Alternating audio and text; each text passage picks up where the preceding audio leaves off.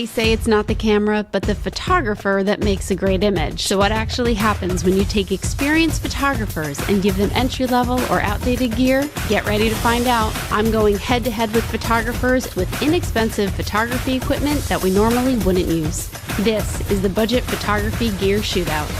This video is sponsored by Canon Printers. This is not intimidating at all, doing an introduction with Chelsea Northrup standing next to me. Oh, gosh. Well, I've only made you do the most challenging challenge ever, which is budget wildlife photography. I know you're out of your element, so I appreciate that you've been here so much. You are using what body? This is the EOS 10D, and I am using their lens. This is a 400, it's a 5.6 lens. It's actually fairly light. Like, I can't even joke about the bicep curls too much with this one. Yeah, it's pretty small. It's really sharp, but it's not stabilized. And it's about 20 years old, and it's still like $800. So I know this is your budget series, but we're gonna... I mean, this is like a $100 camera, so I think we're good. Oh my God. Yeah, I think you can get this camera, this 10D. This is the first digital camera I bought, and I think it only cost me $800 then. Okay, this is like kind of an unfair challenge because I have the D7500. We've been doing budget wildlife videos recently. So this is still budget even though used it's like $700-800. And then I have the Tamron 150 to 600, and this is first generation. The autofocus is pretty slow. It can be a little soft at 600 millimeters, but people still get great pictures with this setup. So I don't know about... We'll find out. We're gonna find out. We're gonna find out. Here's the rules. Each photographer will shoot to their heart's content, and then it's time for editing and printing. After seeing our printed photos, it's up to you to determine which photographer's photo you like best. Okay, they're right here, so this is like, this will be easy. This is a pretty scene, Vanessa. This is a pretty scene. Just gonna shoot Tony. Oh, I got flapping. Yeah. And I only had time to take one picture because the camera stopped functioning. That's why a higher frame rate is important, and I have to say I have such a huge advantage over Vanessa right now because my frame rate is 8 frames per second and my buffering isn't as slow. So the deck is stacked in my favor a little bit. Yeah, I'm gonna agree with that. And you'll remember that when you vote on the pictures later.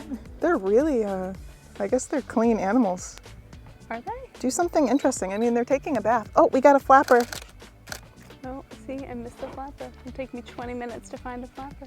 I'm not going to name birds because you're giving me a very clear vibe that that's not what you want. It's a smaller bird. Oh, is it the little ones I saw over here? Okay, those are cute. Here, you can go in here. And I have on snakes. And we're not in Texas, so there's not as many snakes? No, there's no snakes. Ooh. Look, I ruined it. This is my fault. Catch them in flight. Go, go, no. Another nice thing about the geese, they don't care. They probably just think we have French fries or something. Oh, they're coming back. Observe the wild Northrup. Let's see how close we can get.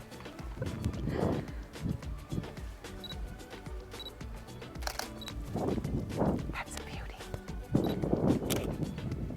You know, honestly, I'm definitely more intrigued by the photographers in the wild over here. This is...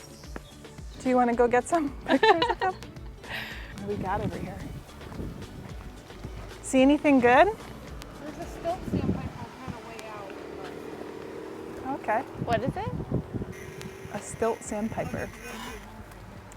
Oh, look at that. Stupid grass they love to live in. Why am I short? Where's the eye control for animals? Where is IAF?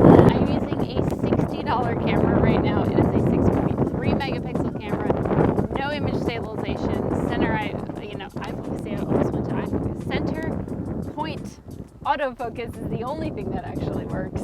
And then you have to focus in multiple pose. I'm just kind of praying and spraying a little bit here right now though. Oh, do you see them? The goldfinch? They're little tiny yellow ones. Oh, aren't they pretty? He's so cute. See, now I get it. I'm like, looking at them, like, no, turn the other way. The other way, yes. Yes. Into the sun. Can you direct them? Could you just move your chin this way, Yes, please? just a slight tilt. It's really hard to think about composition when you're just like, oh my God, get it in the lens. You also get, this is really corny, but you get excited and I'll actually be like, oh. You're shaking. Yeah. So we want to get like, Because you're waiting for so long and then something happens. see you trying to leave, sir.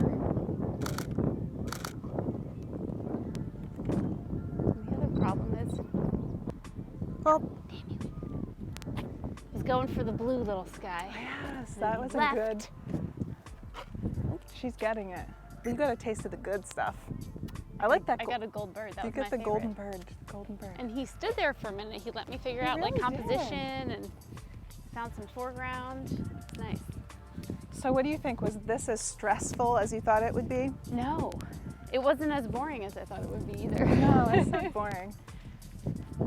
Trust me, I legitimately have ADHD. I can't be still for anything, and I can do this for like Because hours. you're still technically, but you're active. Yeah, like you're engaged. Thinking, you're yeah. engaged. Yeah. I honestly want you to like critique my photos because I feel if I look at them, I'm going to be that newbie photographer that thinks she's amazing, even though all her stuff's If you get anything with that camera, I'm going to be extremely impressed. So I will genuinely, I'll be honest. okay. Yeah. All right, let's look at these. Okay. The second thing I photographed because I was like, oh, people. Yeah, her favorite animal is people. That's right. That is my favorite. All right. Wait, so these are great, Vanessa. he moved Wow. while everyone else behind him was eating their butts. All right, here's my Yeah. in-flight attempt. That's not in focus. I definitely did it a bunch more times, so I have no idea if any of them are going to be. I could fake that being in focus. That's just a horrible picture because of the background. Yeah. Ooh, another Tony. Another Tony. Another hat. The dog. And more Oh, our birding photographers. friends.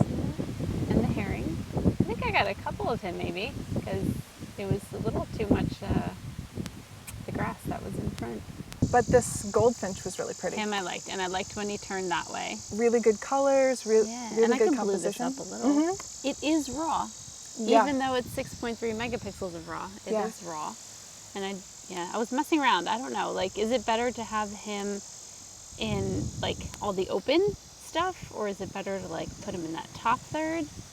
I mean, I like both. I kind of like that you went with this really interesting composition. I don't know. I always do that with like people because then, you know, when they do their thank you cards, it's like thank you on that side and they're down there. One thing that you did that I think is really smart is that you knew your body and your lens aren't stabilized, so you really cranked up your shutter speed. I can't see what it is, but I can tell that it's high. I think as Okay. high as this goes is 4,000. So I started around 2, ended up at 3, and around here is when I ended up at 3 or 4 because everything's moving. Yeah. But yeah, I think I got something. Yeah, I think that was really Got it. smart. I wish I had gone with Vanessa's method because I am used to a stabilized sensor and a stabilized lens. I do have a stabilized lens, but I still tried to keep my my shutter speed down just out of habit. So we'll see. We'll take a look at my photos and see if I was able to pull that off. Let's see.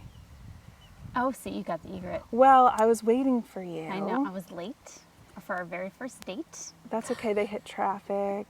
Oh, so you got the in-flight too. Yeah. To me, they're like, I'm like, stop. All of their necks are Stop just. putting your mouth there. It's Yeah. not, this is not what I want to pick. Oh, yeah, see? Oh my gosh, my shutter speed is so slow. I'm getting like the cold sweats, Vanessa.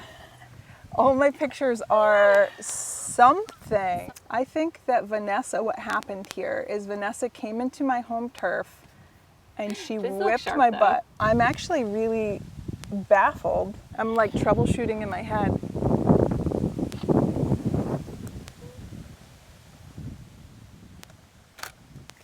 Maybe it was just front focused.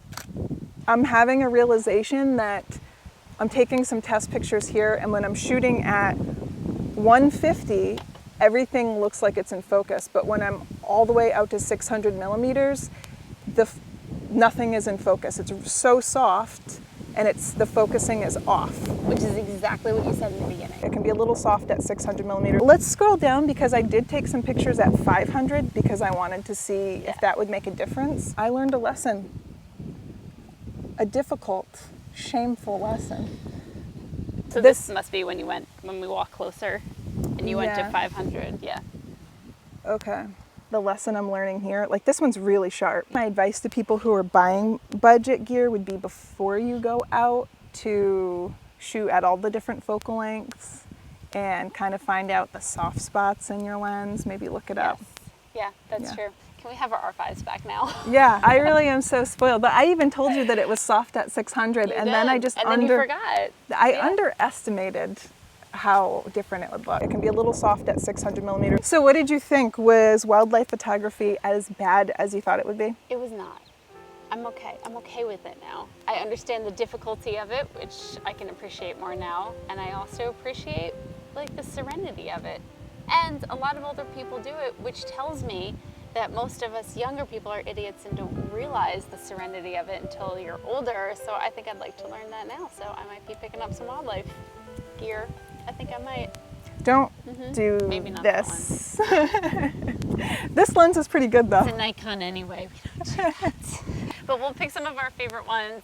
I'll attempt editing. What kind of editing do you do typically to a photo that you like? Just minimal. I'll usually bring up the contrast, bring up any details in the shadows of the animals, and maybe a little bit of sharpening if it's needed. I'm going to print out both of our favorite ones for you guys to take a look at.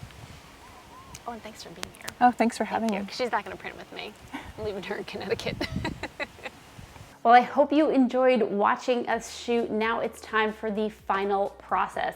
And I do say final process. You know, in my wedding photography, I truly feel that my first job is to capture the story, but the rest of my job is to tell it, and that means printing it, whether it's in an album or like what we'll do today with individual prints. Now we're using the Canon PIXMA Pro 200. This printer right now is $5.99, so you're getting a lot of quality out of a lesser price printer. We'll also be using Canon paper. I have a whole bunch of paper here. We've got premium rough, we've got more of a consumer-friendly matte photo paper, and then we have their premium matte photo paper as well as their premium luster photo paper. Some of them maybe I want to be this big, this 13 by 19. Some I'll put 2 on a page, but either way, let's get the printing. I'll choose papers based on the photos and what I think will look best when they print. Let's print.